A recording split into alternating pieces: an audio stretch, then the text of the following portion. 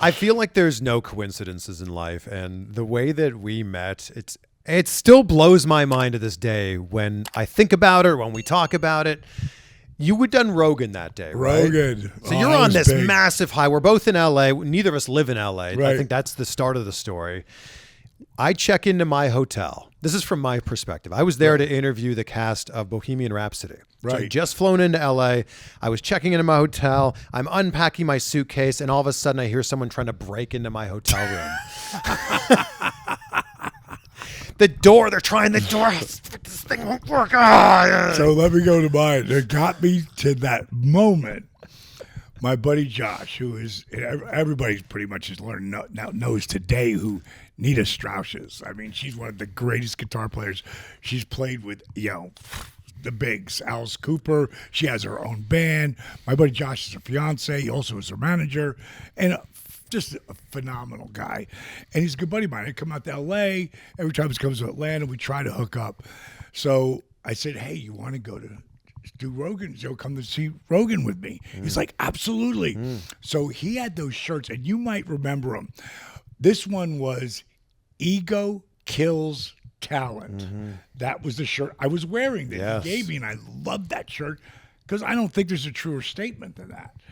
And I get to the show, and Rogan goes, I love that shirt, which gave Josh a big boost for his T-shirts, which I loved.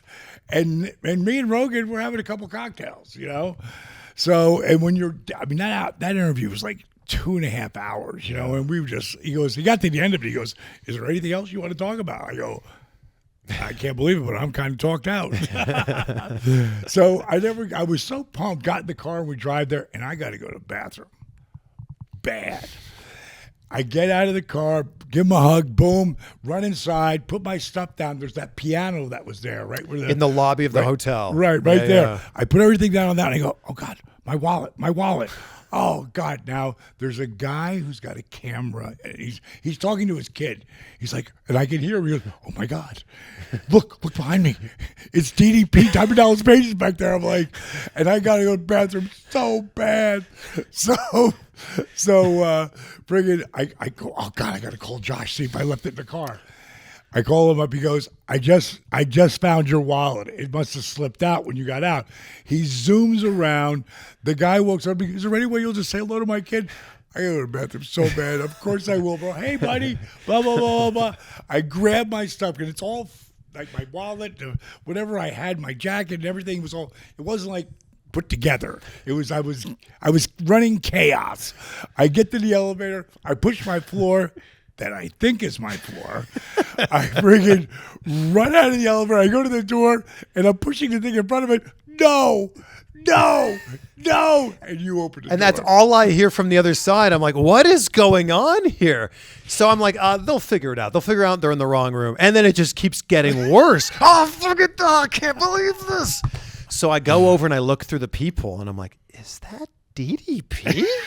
And by the way, we've never met each other in person at this point. Right. So I open up the door and I go, hey, you're in the wrong room, but I'm a big wrestling fan. Dude, I'm so sorry, man. I'm so sorry. You go, but I'm a big wrestling fan. And I go, can I use your bathroom? Like, yeah, come on in. Bro, I got to go pee so bad. So you go in and you take the world's longest pee, and you've just thrown all your luggage in like the entry area of my hotel. And I'm sitting there going, is this actually happening? Like, DDP is in my hotel. So I'm like, I'd love to ask if he'll do an interview. So when you come out, I go, I actually do a lot of interviews. I've interviewed The Rock and Batista. And I know I cut you off. I go, bro, wait a second. I can't find my phone. I can't find my fucking phone. Where the hell's my phone? I go, can I leave my shit here? You go, yeah. I go, I'll be back.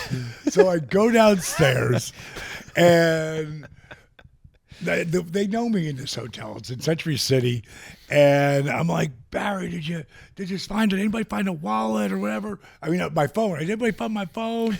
So I've lost my phone and my wallet within freaking 15 minutes, maybe 10 minutes.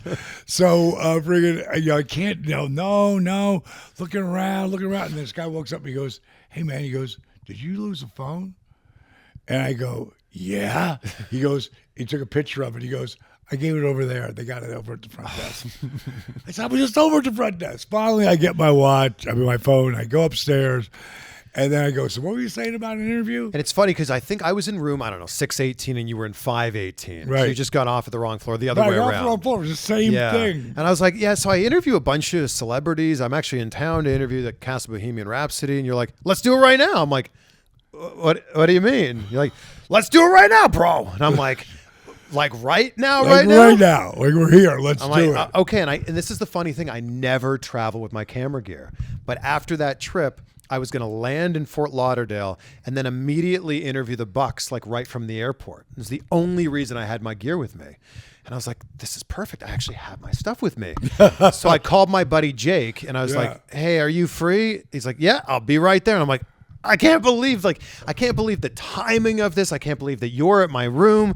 And then we sat down and did an impromptu 45-minute interview like that. Well, I just got done doing Rogan, man. So I was so pumped up because he is like the guy you hear is the real guy. Sure. That's why he's so good. It's why he's so good. He's just friggin' and he knows really a lot about a lot of things. He's very well read. Yeah, very well read. But fast forward now, 5 years later, I'm so incredibly grateful to be able to call you a friend and to be able to, give you a call whenever anything's going on in my life. And I just want to thank you for being the person that you are. Yeah, well, I appreciate it, man. Just doing me. But it's amazing that a chance meeting of you trying to break into my hotel room has led us all here. Yeah, it's pretty funny, man.